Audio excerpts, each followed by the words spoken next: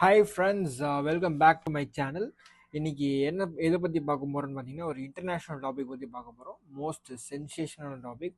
வேறு யாரும் இல்லை, நம்ம அமெரிக்காவின் அதிபர் டொனால்ட் ட்ரம்ப்பை பற்றி பார்க்க போகிறோம்.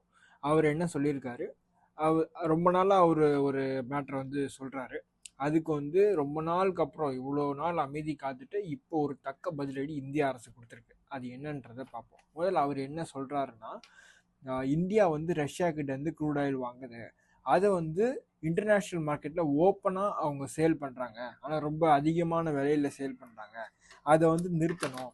அதுக்கப்புறமா பார்த்தீங்கன்னா, யுக்ரைனை அடிக்கிறது, லைக் ரஷ்யா மிலிட்ரி வெப்பன்ஸ் வச்சு யுக்ரைனை அடிக்கிறதுக்கு பற்றி இந்தியாவுக்கு எந்த ஒரு கவலையும் கிடையாது அப்படின்ற மாதிரி ஒரு ஸ்டேட்மெண்ட்டை சொல்கிறாரு. ஓகேவா? ஸோ அவரோட எக்ஸ் தளத்தில் அவர் போட்டிருக்காரு. ஸோ இதுக்கு இந்தியா என்ன சொல்கிறாங்கன்னா, ரஷ்யாவுக்கும் உக்ரைனுக்கும் முன்னாடியே சண்டை வருது.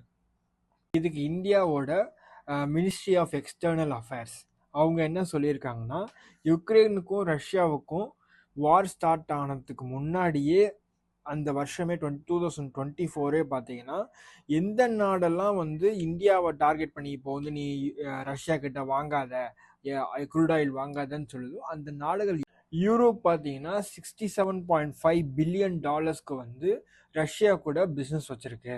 இது நாங்கள் எங்களுக்கு இந்த ரஷ்யாவோட க்ரூட் ஆயில் பிஸ்னஸ் பண்ணுறது பார்த்தீங்கன்னா, லைக் ஆல்ரெடி எங்களுக்கு கொடுத்த நாடுகள்லாம் யூரோப் பக்கம் திரும்பிட்டாங்க.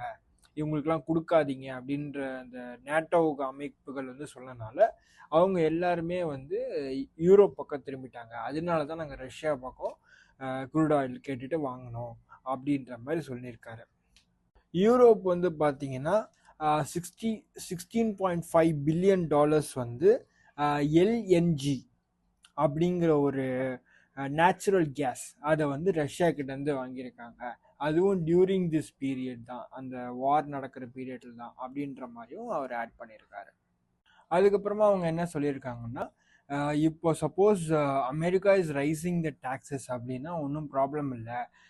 நம்ம நயகரான்னு சொல்லிட்டு ஒரு குஜராத் கம்பெனி இருக்காங்க. ஸோ அவங்க டைரெக்டாக 4 டன்ஸ் ஆஃப் கூட்ஸ் ட்ரெயினில் பார்த்தீங்கன்னா 4 ட்ரெயின் அனுப்பி டைரெக்டாக ரஷ்யாவுக்கு அனுப்பி அவங்க 4 ட்ரெயின்ஸில் க்ரூட் ஆயில் அனுப்புவாங்க. ஸோ நாட் டு ஒரின்ற மாதிரி அவங்க இன்டர்நேஷ்னல் நியூஸ் பற்றி நல்லா தெரிஞ்சுப்பீங்கன்னு நினைக்கிறேன். இந்த வீடியோ பிடிச்சிருந்தா லைக் பண்ணுங்கள், ஷேர் பண்ணுங்கள், கமெண்ட் பண்ணுங்கள். தேங்க்யூ. இது மாதிரி இன்னும் எக்ஸைட்டிங்கான வீடியோக்களுக்கு சப்ஸ்கிரைப் பண்ணுங்கள்.